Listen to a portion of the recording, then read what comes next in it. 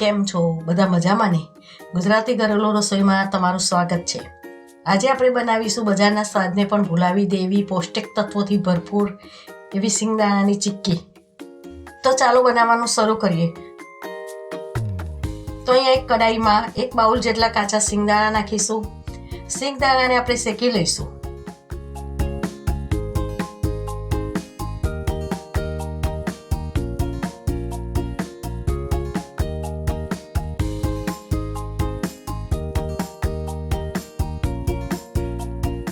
તો જુઓ, આપણા સિંગદાણા શેકાઈને ફોતરા ઉખડવા માંડ્યા છે, એટલે સિંગદાણા શેકાઈ ગયા છે.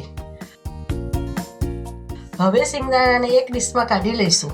પછી તેને ઠંડા પડવા દઈશું. ઠંડા પડી ગયા પછી તેના ફોતરા ઉખેડીને સિંગદાણાના 2 ભાગ કરી લઈશું. હવે એ જ કઢાઈમાં આપણે 1 બાઉલ જેટલો સમારેલો દેશી ગોળ નાખીશું.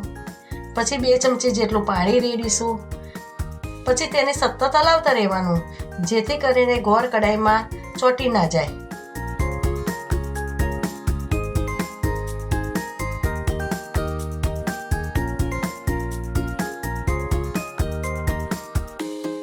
ગોળને સતત હલાવતા રહેવાનું.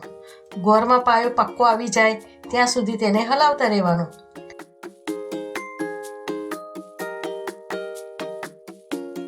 તો જુઓ, ગોળ ઓગળીને એક રસ થઈ ગયો છે અને બબલ્સ આવવાના પણ ચાલુ થઈ ગયા છે.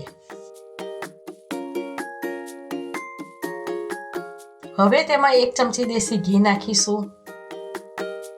પછી તેને બરોબર હલાવી દઈશું. ઘી નાખવાથી ચિક્કીમાં શાઇનિંગ સારી આવે અને સ્વાદ પણ સરસ લાગે.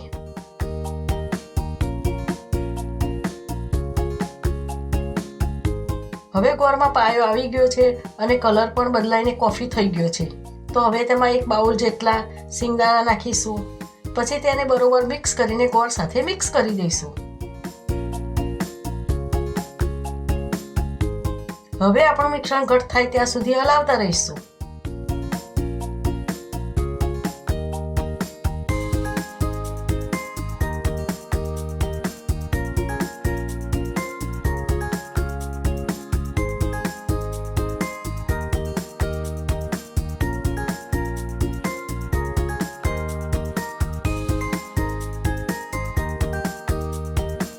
તો જુઓ, આપણું મિશ્રણ ઘટ બનીને રેડી થઈ ગયું છે. તો હવે ગેસની ફ્લેમ બંધ કરીશું. હવે મિશ્રણને એક પાટિયા ઉપર પાથરીને સેટ કરી દઈશું.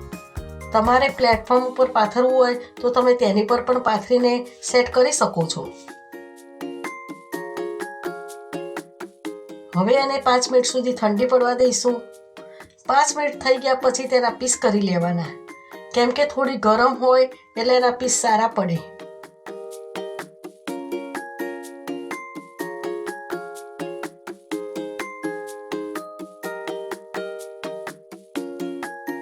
તો હવે આપણી સિંગની ચિક્કી ખાવા માટે રેડી થઈ ગઈ છે. જો તમે મારી આ રીતથી ઘરે બનાવશો તો તમારી ચિક્કી પણ સરસ કડક થશે અને નાના બાળકોને તો ખૂબ જ ભાવશે. તમને મારી આ રેસીપી ગમી હોય તો મારા વિડીયોને લાઈક કરજો અને મારી ચેનલને સબસ્ક્રાઈબ કરજો. જય શ્રી કૃષ્ણ.